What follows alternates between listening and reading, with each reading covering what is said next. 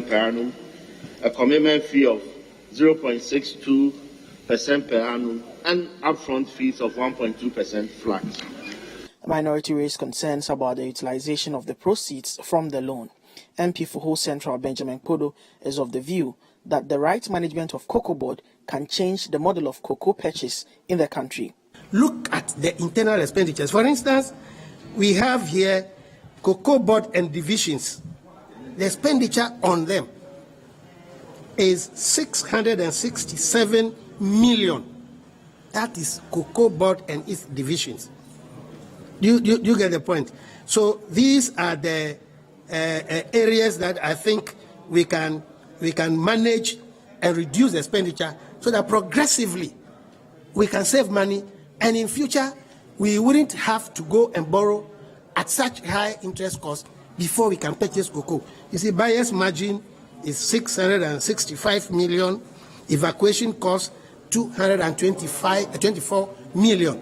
You see, these are areas where we can perhaps manage the expenditures so that we can start putting money aside over the years, so that we will have to, reduce the borrowing and therefore reduce the financing cost. The total amount of $86 million is to be financed from the Israeli Discount Bank for the supply of armored vehicles to government for use by the Ghana Armed Forces. The facility is made up of 74 million Ashraf facility and a commercial loan of $12 million. The minority raised concerns regarding the value for money considerations of the agreement. The caveat given that the Ministry of Finance has tried to do the due diligence or the value for money by itself, that cannot be tenable. We know that the Ministry of Finance cannot do that. So we need to try, as a matter of fact, try to get real value for money. But the Ministry of Defense says the right process will not be sidestepped in retooling the country's military. If the committee reports that the Ministry of Finance will do the value for money audit, it is not the ministry itself they are talking about. It's the Crown agents or any other agency chosen by the ministry to do that value for money audit. And it's always been done. It's been done for the last, 15 to 20 years. Crown agents have been doing that for us, and they keep doing the same thing. But the assurance I want to give this nation is that these armored vehicles, the APCs that are being procured, are some of the best we can find on this globe. And they'll be used appropriately. In fact, they are comparable to the MOACs that were bought in the 70s. And they served this nation faithfully for more than 30 years. And some of them are still. The setup of this loan and the structure of these sales will enable the armed forces use these vehicles for more than 30 years. Still in the House, a member of the Subsidiary Legislation Committee, Roxanne Dafia-Makbo, provided clarity on the steps taken by the EC to allow Ghanaians abroad cast their votes in the 2020 elections.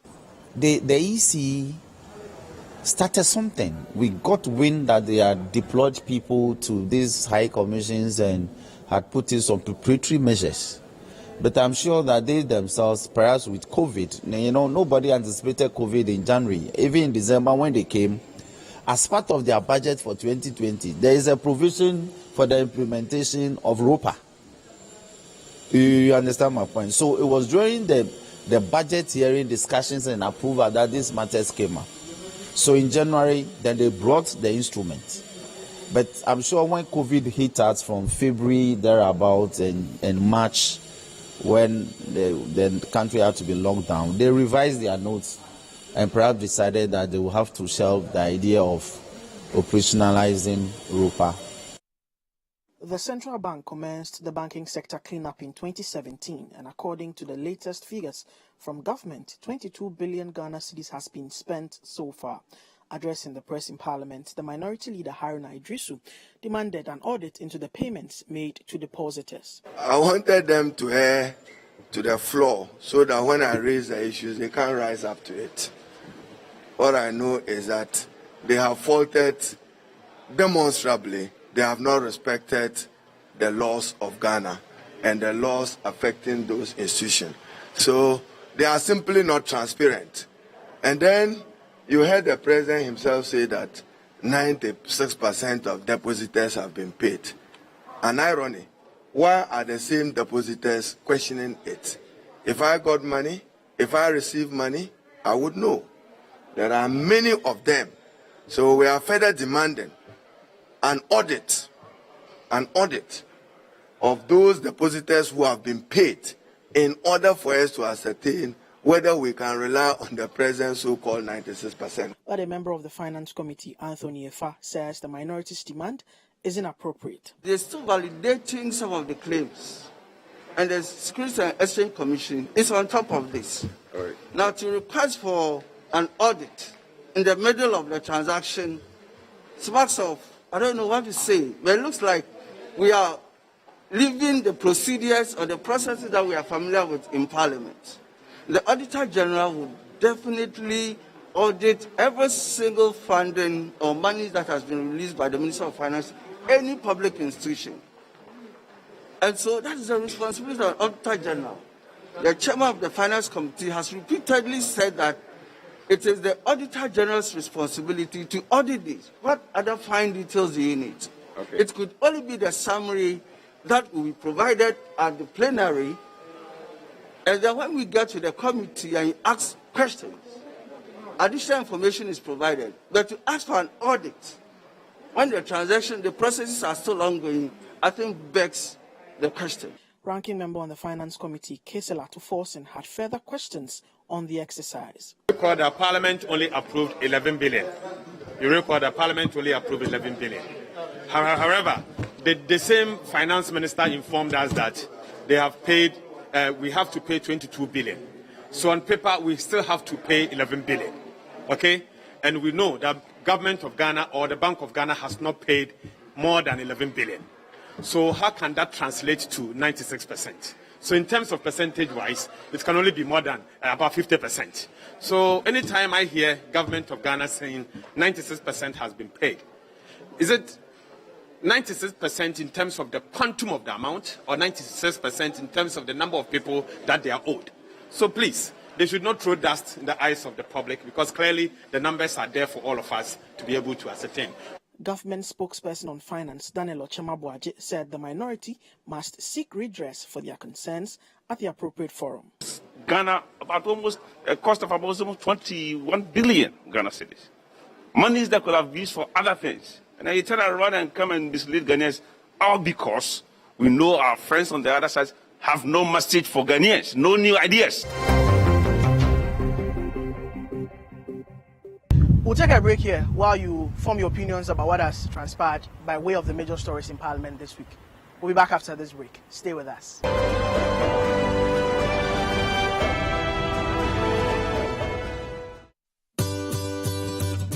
City TV is live on DSTV. Go to channel 363. On GoTV, access City TV on channel 182. On a digital TV, please press the menu button on the remote control and run a new search on your TV.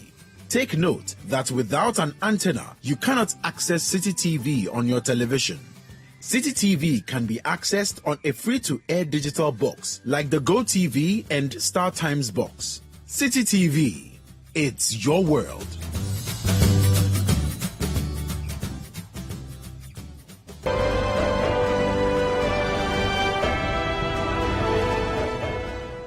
Arguably, the biggest issue on the floor of Parliament this week was the boycott of the minority during the proceedings of the debate on the creation of a special purpose vehicle per the Mineral Investment and Income Fund of the Japan Royalties group to monetize the gold resources of the country through a special purpose vehicle. All of the choicest parts of the debate is on the From the Floor segment. We'll also bring you a collection of interviews and interactions with members of Parliament on their reflections and what the observations have been, the high points and the low points for this particular meeting of Parliament, which has just ended. So let's bring you the excerpts right about now.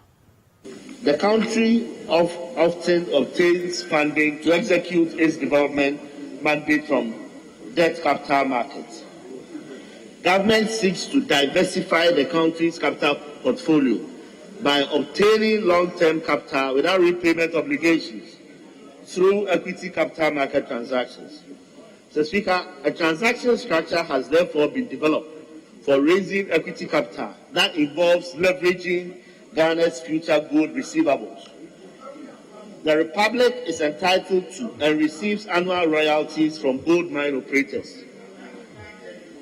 The Republic's revenues from gold mineral royalties are highly variable and controlled mainly by external factors. That notwithstanding, Mr. Speaker, these revenues are substantial, with the Republic receiving approximately $120 million in royalties from gold mine operators in 2017.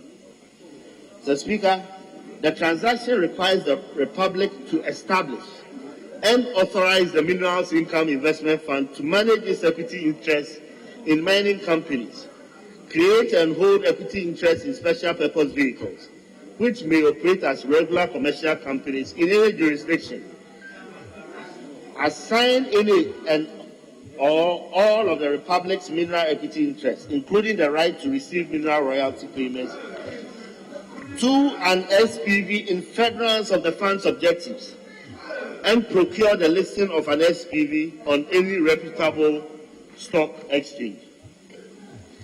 Mr. Speaker, the Minerals Income Investment Fund Act 2018, Act 978, was passed in 2018 and has since been amended by Parliament to enable SPVs created under the Act to operate as regular commercial companies on sound corporate governance principles.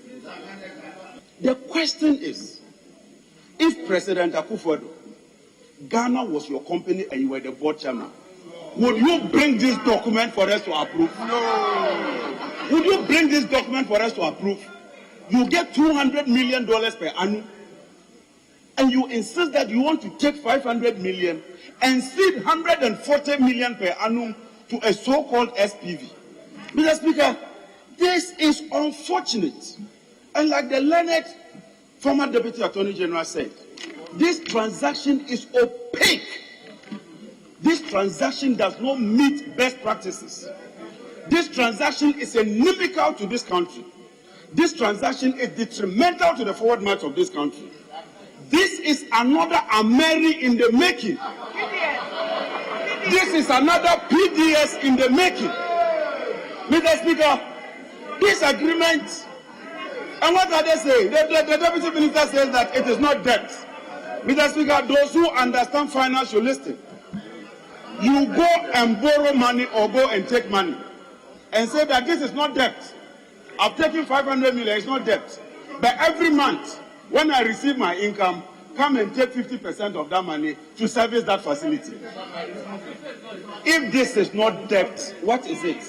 Mr. Speaker, but why are we here? That is critical. And the chairman of the committee says that we need urgent money.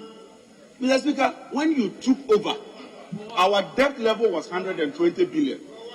Today, you have confirmed that our debt level is over 250 billion. You have increased our debt by more than 100 billion. And there's nothing to show for it. And just 4 months to elections, having realized that you are losing the elections, having realized that there's nothing to show for, you want to railroad and rush through a so-called 500 million facility.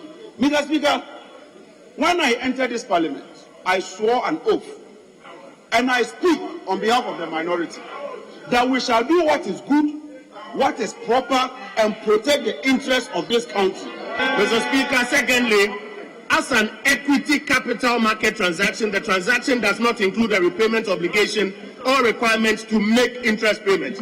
What they did with Road Fund was one of the most expensive transactions in terms of interest payments. In the way we have structured this particular transaction, we will not be paid that 32% per annum that they did with the Road Fund. This will not include a repayment obligation or requirement to make interest payments.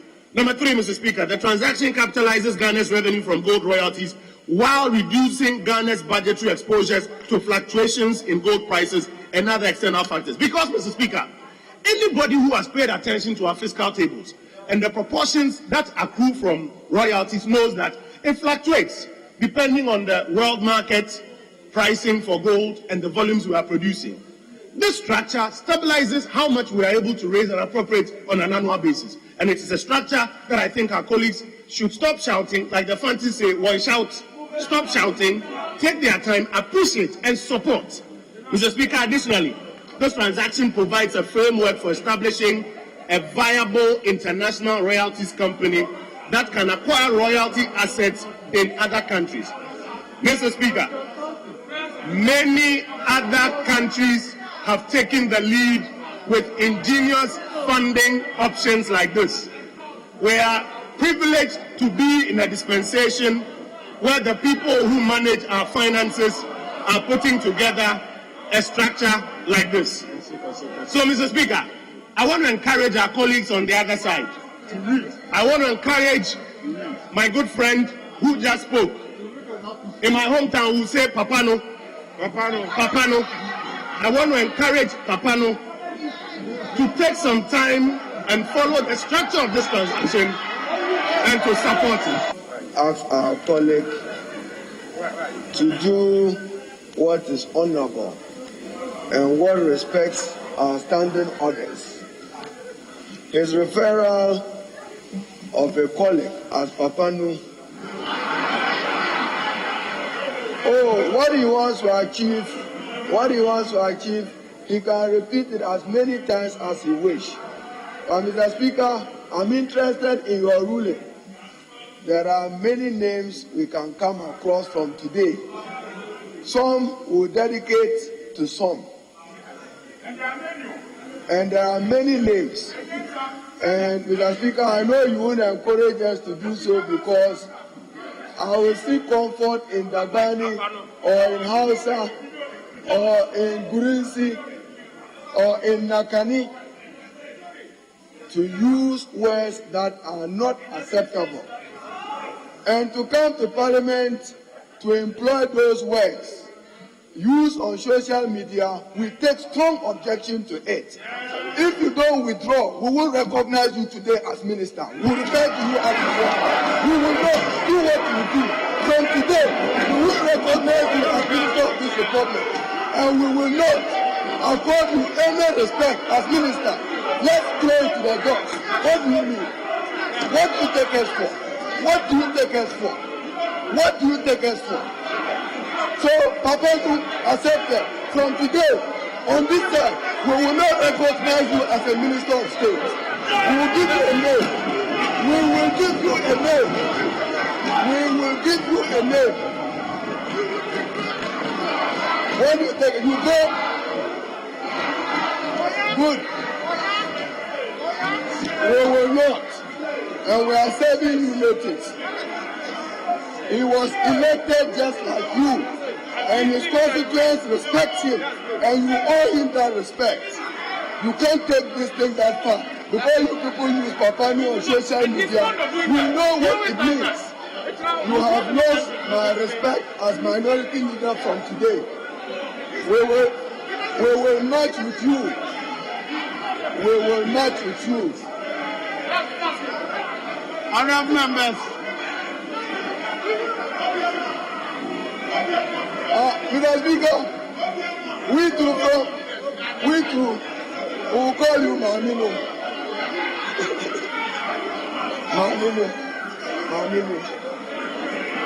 Let's bring the hands up. You will not be truthful if you say that he didn't say that. Mr. Speaker, I appeal to you.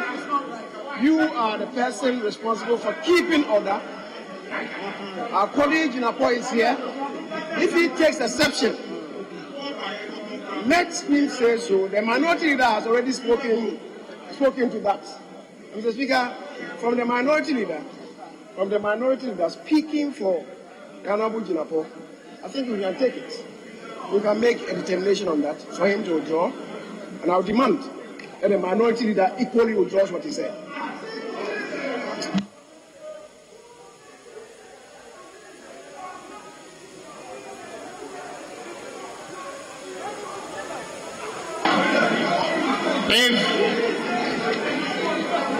Can I have some order at the leadership bench, please?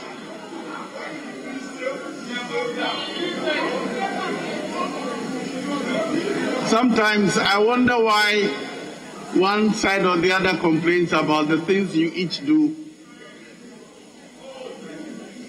When the speaker makes a ruling, rather than, can I have a quiet, please?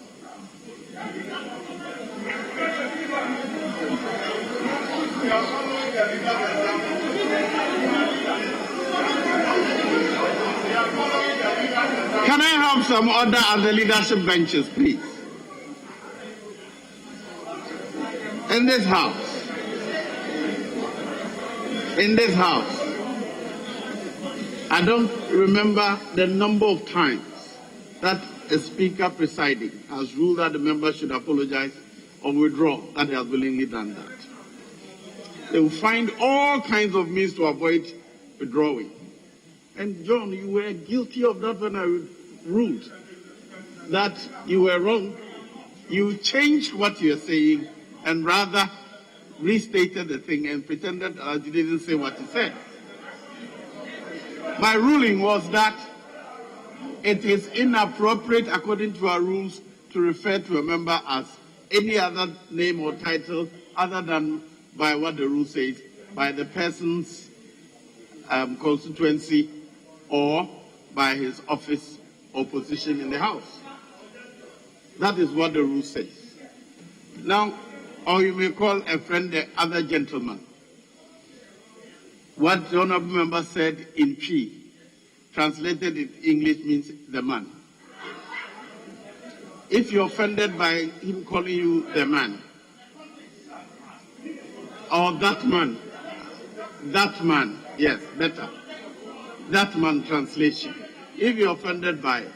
But otherwise, on so many occasions, one of us on either side of the House has erred by referring to other member by the name or by, even I often make that mistake by sometimes struggling to get the constituency name or inadvertently mentioning the other persons by name.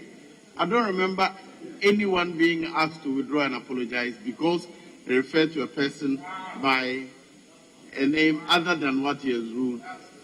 I have only said that you're not entitled to call the person by a name other than what they're standing or they say. The honorable minority leaders, I don't know whether to call it threat or anger demonstrated. I pretended to overlook it because I think it is in the spur of the moment. And knowing this House, tomorrow we'll get away with it. But some insist on making an issue out of it.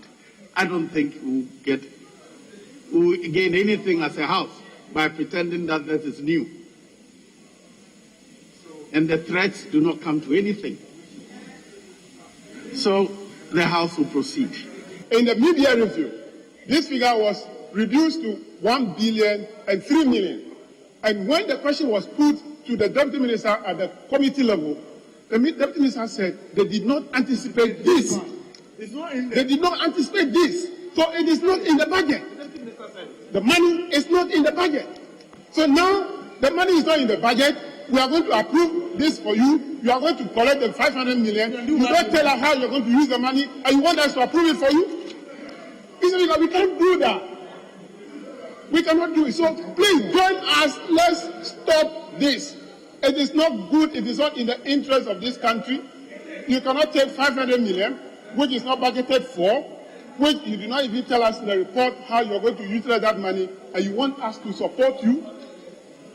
We cannot do that. So, Mr. Speaker, as I said, and as been said by my colleague, we in minority are not going to be part of this, and for that matter, we will not support it. Thank you very much.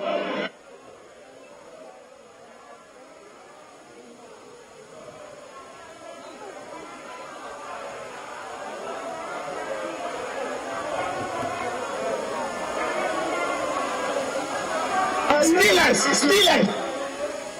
Who is that? Lawrence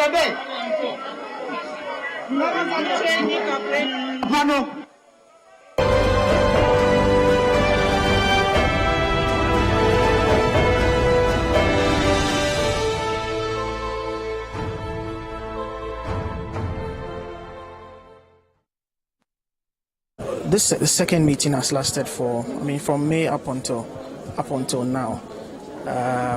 First of all, I want to take what will be the highlights for you for this meeting. Well, this second meeting has been quite eventful.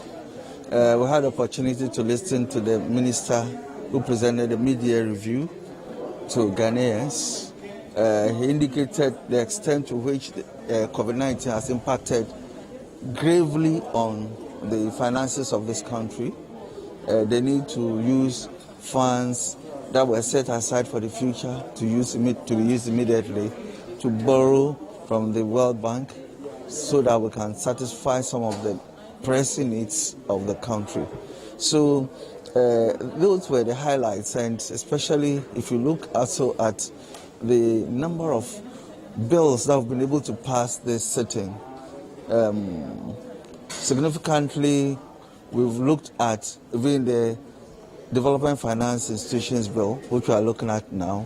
We've looked at a couple of universities. We've looked at other governance structures that have facilitated the smooth running of the country. We have looked also at loans. So many loans have passed through the sitting this time.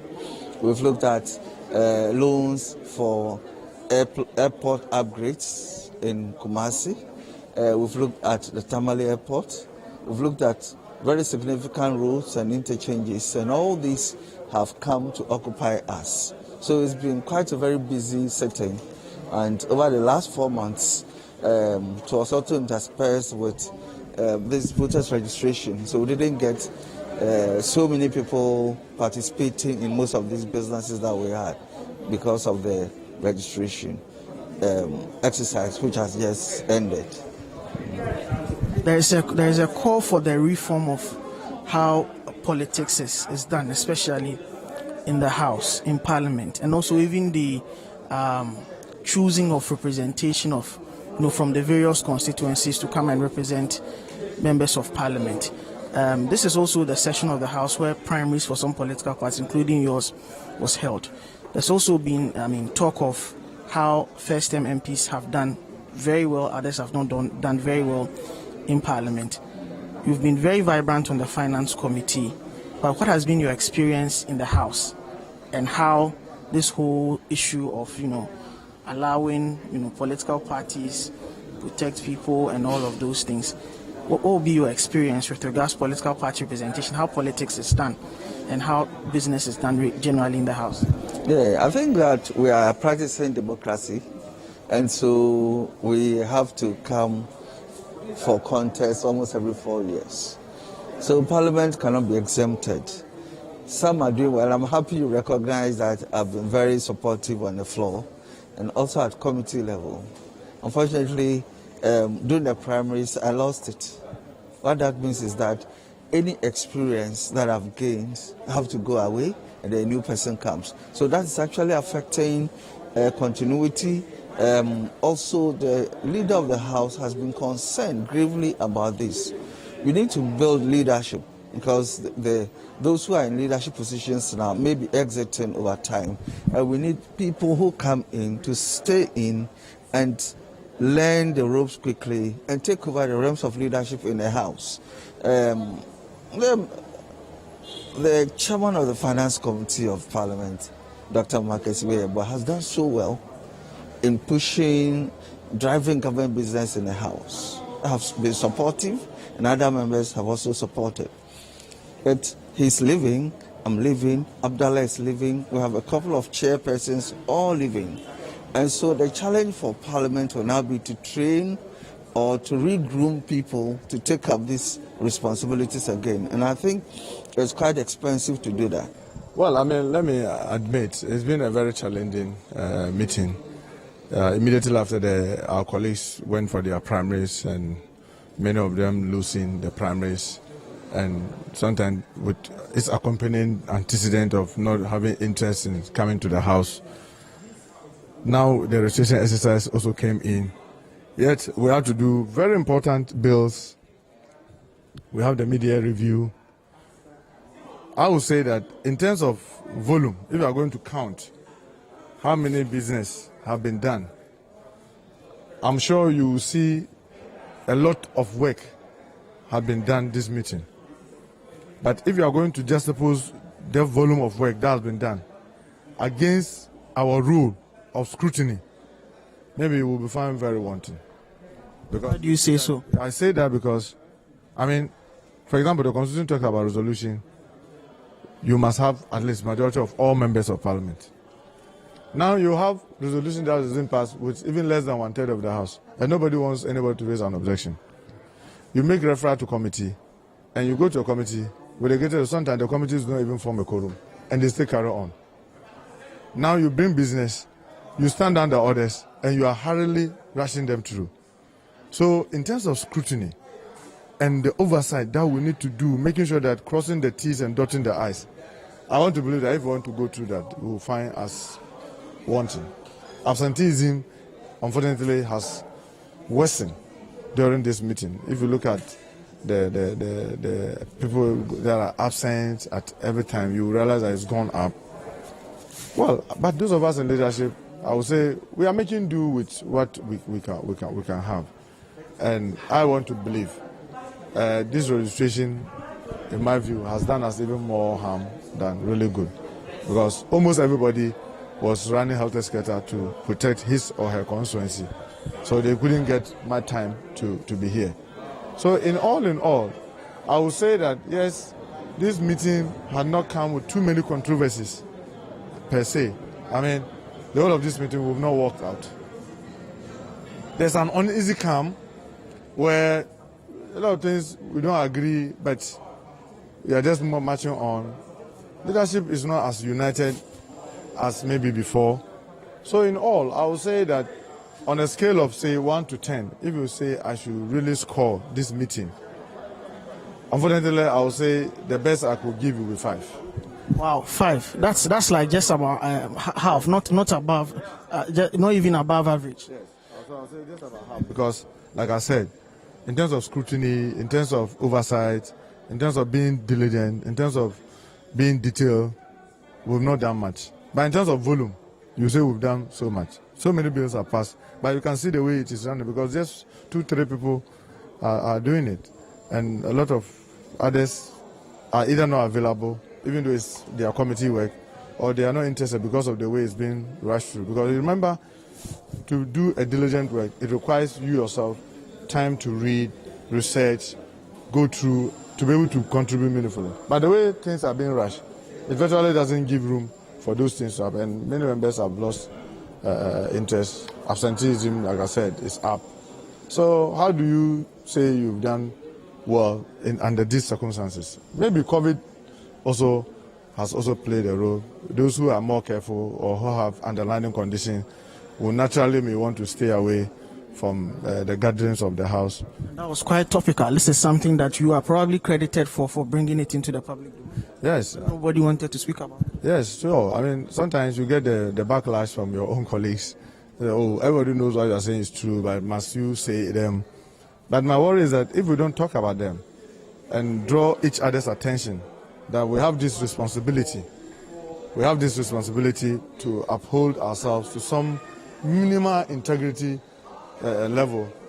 Unfortunately, this House will be going down into the drain, but somebody has to brave it, and I always try to do it, even though it doesn't come with comfort, because you have your own colleagues not happy about you spilling the bean and saying it the way it's supposed to be. But that's the hazard of sometimes being leadership. The constituency heated during the registration exercise. What going forward? What do you? This your constituency has always been heated, but this time around the issues were many. What would you have to say about that? Well, I would just say that first, I just thank God that we ended well. I just say that we ended the registration exercise well. Yes, and we are not bad. We used to be about 4th in Kumasi. Now we are 2nd. Many of my colleagues have lost from the old register. Some are losing 13,000, 10,000. We did well because we are still at 101,633, even though we are still trying to cross all the T's and the I's. We're able to largely prevent the original plan to burst people in huge numbers into our constituency. We've been able to stop that. We went through a very frustrating process from the EC, from the police, from the military. But put all in all, I think that we thank God, and I thank my resilient agents and comrades who helped and worked very hard to ensure that we have what we do have now. But let me say, this register has been a very divisive, register. It's really divided this country far more than the beginning of it. I mean, looking at the things that happen, my constituency alone, you have more than 1,200 people being challenged on citizenship. And you have a Gonja person being challenged and a Gomba person being challenged. They go to a tribunal, yes, to get their card. But the pain of being challenged and waiting a week or two to go to a tribunal to pick your card, the frustration that it brings, naturally builds some hatred in people. And I thought this were very unnecessary. And you can see that in Banda, you saw that in Volta region, you saw. So, I mean, to the extent that military people could go into the queue and be asking people about their citizenship and what have you. And now you still have the EC still talking about foreigners on the list. And I said, then why did you go for the register? I mean, when we do this, we are like ringing the bell of further division in our country. We need to make effort to unite our people. The register is over. I know, if you know that I, Muntaka, is a foreigner, take the necessary steps. That's why the provisions were made. You challenge, you go to tribunal, you come and prove your case, the person is deleted. Now you've gone through all that and you are still talking about foreigners. And this is what you said. And you had the majority that then saying that how can 30 million population have a register of 16 million people? That register is bloated. Well, now you finish with 17 million. What is it? Is it also bloated? So do you have to do a new one? This is exactly what we told them before, but they will not listen. All in all, I would say my consensus is good. We are doing the best that we can. I mean, it's solid. I mean, believe me. I mean, elections, I've gone through so many elections. I can tell you my consensus is solid. By the grace of God, I know they continue to have confidence in me. They believe in what I'm capable of doing. And I know, by the grace of God, I'm going to retain my seat. I will not sit and pretend that it's not going to be difficult. This registration is a coming events cast their shadow. And this registration clearly tells me that we need to really prepare for a real hard work ahead of us. I must say that Parliament has been busy. It's been a period of sacrifice and patriotism, considering the fact that we've gone through this COVID period, Parliament not resting, having to labor on national duties on the House floor. Within the period, important laws have been passed. Within the period, major announcements have been made. Parliament has ensured that government business went on uninterrupted. So I must say that this COVID has brought out the best of Parliament, and our energy levels have been tested. And so far, so good. Considering all the issues of primaries, members going to their constituencies, committee meetings, floor work, and all that. And in all of these, not a single day did parliamentarians say that, look, we're tired, or that we're unable to work.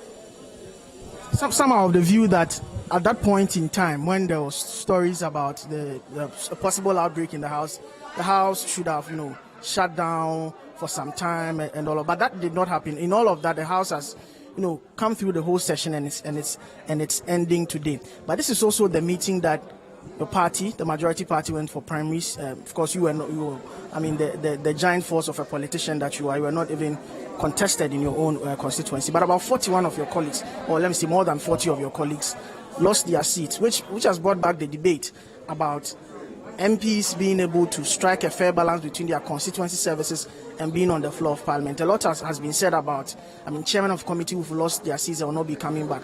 For you, how does one navigate that tightrope between being able to do what you have to do for your constituents and still being very active on the floor of parliament? Well, there's no mathematics to it. You can't have any straightforward yardstick to measure it. It all depends on you, the individual.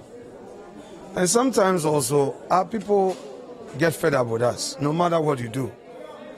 Politics, there are a lot of dynamics, especially in the internal elections. There are a lot of unknowns. Okay, you may be doing so well and hurting somebody's business interest, and that person may target you. But all in all, we are politicians. We come in and go.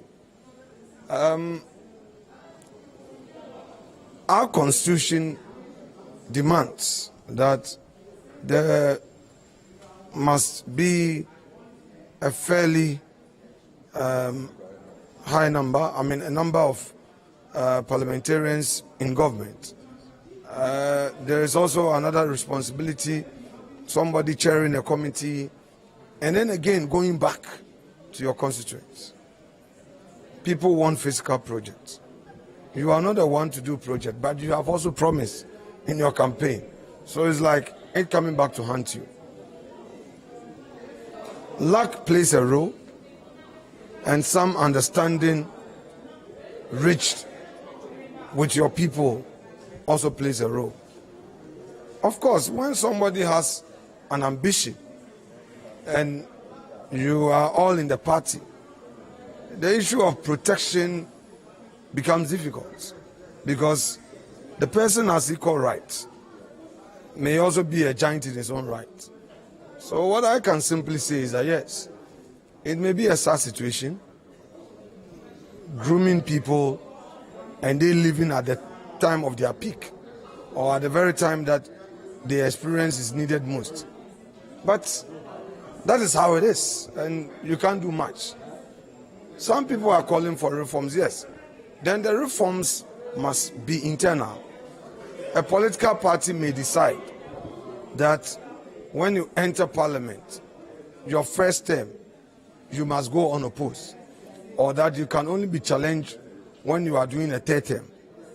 A political party may take a decision that when a person is in leadership position, that person's constituency will not be open for contest. However, the party would also put in place a system of ensuring that that particular person, MP, is monitored.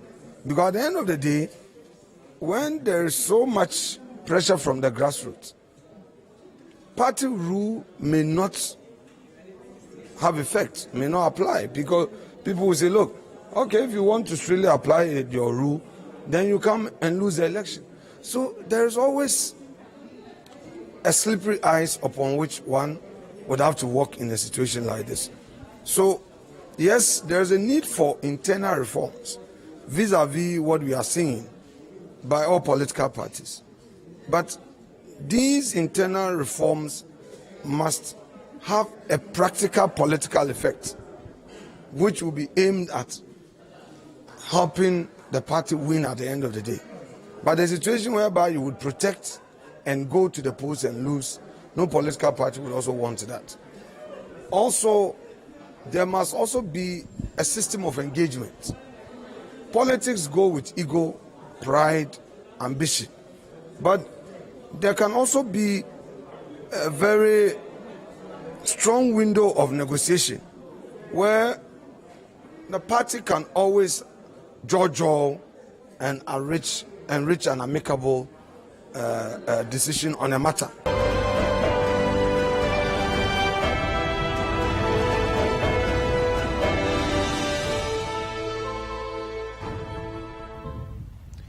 So you saw there the charged atmosphere that characterized the minorities' walkout for this all-important, decision, all-important ratification of the monetization of gold resources agreement by Parliament. As always, as I say, sure you are discerning enough to form your own opinions about what transpired on the floor of Parliament. But for now, though, we'll take a break. When I come back, I'll tell you what I think about the major issues in Parliament for this meeting and particularly this just ended week. City TV is live on DSTV. Go to channel 363. On GoTV, access City TV on channel 182. On a digital TV, please press the menu button on the remote control and run a new search on your TV. Take note that without an antenna, you cannot access City TV on your television. City TV can be accessed on a free-to-air digital box like the GoTV and Star Times box. City TV, it's your world.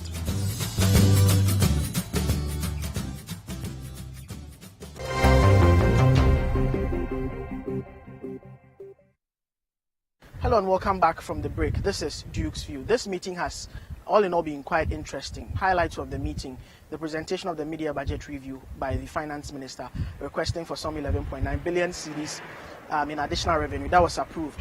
Again, it's the meeting that also had the issue about the supposed outbreak of coronavirus in Parliament. What I have to say about that is that initially the House or Parliament itself as an institution were not forthcoming with the truth. But they denied it. But later on, various steps were taken to correct that issue. There were calls from civil society groups, from political party actors and others, for the House to at least shut down, go on break, disinfect, take all the precautionary measures and come back later. That was not done. The leadership of the House was resolute in ensuring that the House stayed the course and stayed all the 12 weeks that they had originally programmed to do. That can be interpreted in several ways. It can mean that, well, Parliament can be resolute and do what it has to do when it has to do it. It could also mean that Parliament, if it sets its agenda to do what it wants to do, will not be distracted by whatever anybody from the outside will say. What I have to say to this is that dealing with the developmental issues of the country, I don't know, but if the leadership of the House has realized, or even members of Parliament have realized consistently or increasingly, there's some sort of a disconnect between what happens here in the House and what goes on in our communities. So, for instance, there was an issue of, well, in this sitting, there was an issue of witches, camps, and killing of supposed witches in the north. No MP, not even the Women's Caucus, we didn't hear from them. We didn't hear from them until it was not even a matter that somebody promulgated a statement on the floor of the House to be read, to be debated. This week, there's been the issue of the decrepit, dilapidated structure or the state of the sewer system in Tema. This is something that members of Parliament from that enclave, or even on the Works and Housing Committee, should have been talking about long ago to get the needed attention. It's one of the key things about a planned city, that if we had done our maintenance culture properly, done maintenance properly over the years, it shouldn't have denigrated to this part. But because of the disconnect, the increasing disconnect between what is discussed on the floor of Parliament and the reality on the ground for the ordinary Ghanaian, some of these things do not come to the attention of Parliament for it to be discussed. I think it's about time the leadership of the House and the Parliament as an institution averted its mind to that. A second issue has got to do with this Ejapa royalties monetization of gold receipts, which, the debate degenerated into something else. Instead of staying on to the substance of the issues, a substantial part of it, close to an hour, was spent debating about what I would term a trivial comment. I think we need to get much more serious about debate in the House than that. Of course, the issues, the clear divide.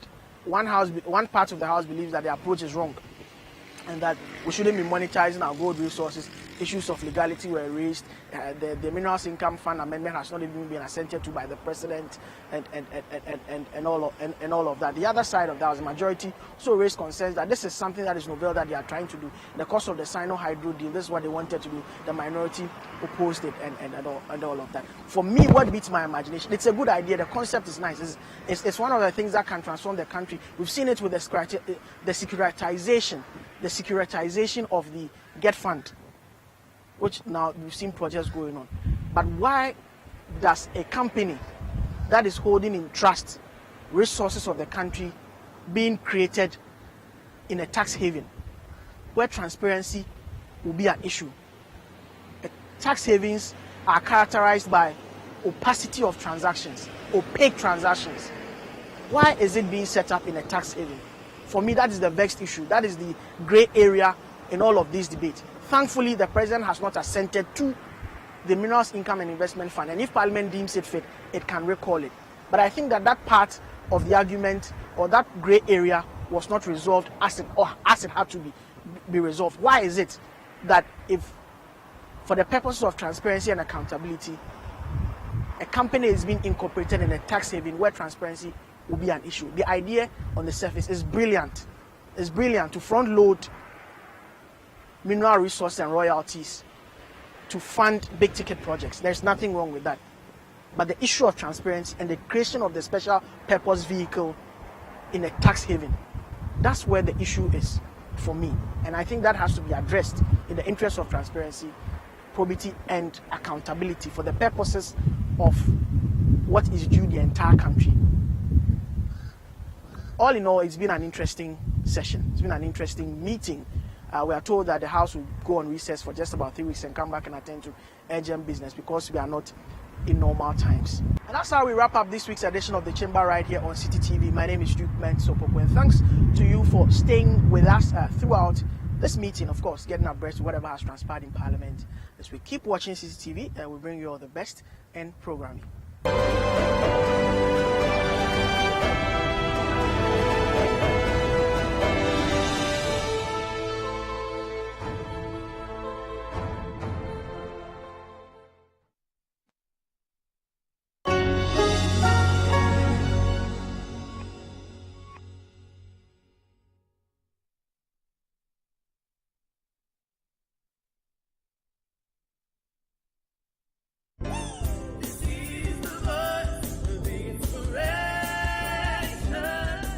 It's inspiration. It's the word. The teachings. When is your time? When is your season? When is your turn? No amount of lies, no amount of liars, political liars, financial liars, family liars, hatred or spiritual liars, no amount of it can stop you.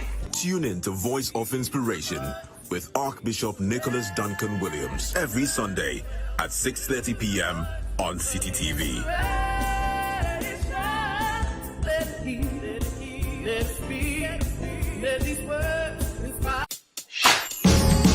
We're about to change your Sunday night for the better. This Sunday on the Upside Down Show, we have an exciting conversation with the chief drummer of the Black Stars, Joseph Langabell, and later,